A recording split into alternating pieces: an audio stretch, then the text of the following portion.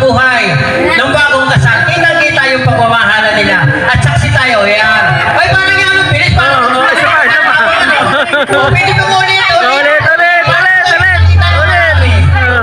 Dapat tayo ninyo. Yan. Yan. Para naman. Huwag tayo mahiyak. At may katibayan na. Marami po salamat. At kahit pa. Para maidigan na natin.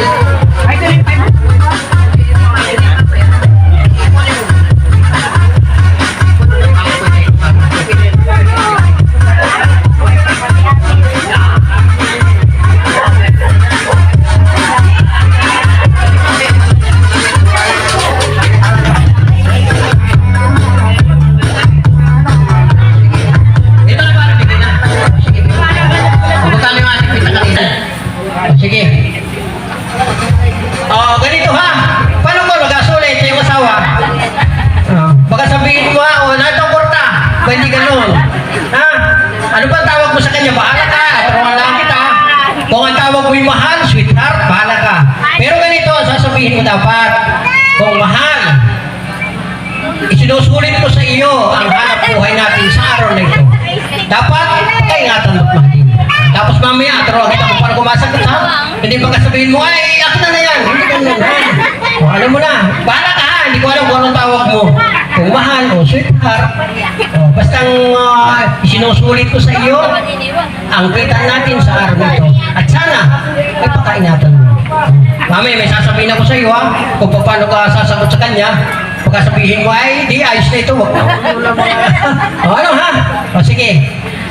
Ito ang microphone para dinig nila. Ano ha? Okay. Sige, tumayo ka. Sige mo sa kanya. Ito ang microphone. Dapat ay may picture ha. Yan. Dapat ay kita, tapos ay may kiss. Yan. Yun ang huli. Bahala ka kung ano tawag. Kung ano tawag mo sa kanya. Asawa, ito yung kinita natin sa araw na ito. Ito ay sinusulit ko sa inyo ng buong buo at pagkaingatan mo sa akin. Ano ba yan? Ganito naman ay sasagot ko sa kanya. Ano ba tawag mo sa kanya? Kung mahal, mahal. Tinatanggap ko ng kusang loob at umasa ka na ito ay pakaingatan ko para sa ating magiging baby. Ano na? Sabihin mo sa kanya, kung anong tawag mo, huwag ka makakulay sa akin ha. Kung anong tawag mo sa kanya. Ito ay tinatanggap ko. Yan, tinatanggap ko at umasa ka na ito ay pakakaingatan ko. At para ito sa ating magiging anak. Ano? Alam mo na? Okay. Sige, bibigay ko na sa microphone ha. Sige. Huwag kang kabahan, huwag kang kabahan.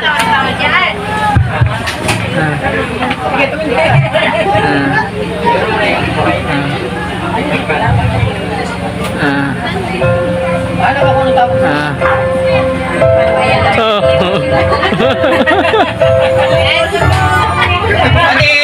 Basta hindi ko alam kung anong tawag mo sa kanya ha. Yung tawag mo sabihin kung mahal man, halimbawa, mahal, tinatanggap ko ito at umasa ka, napakakaingatan ko ito. At ito ay para sa ating magiging baby o anak. Ha? Okay, alam mo na. Go.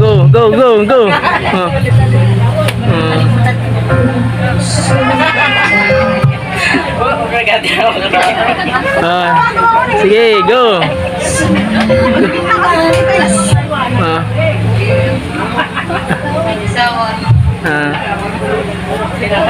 Tinatanggap ko at umasa ka para sa magiging anak.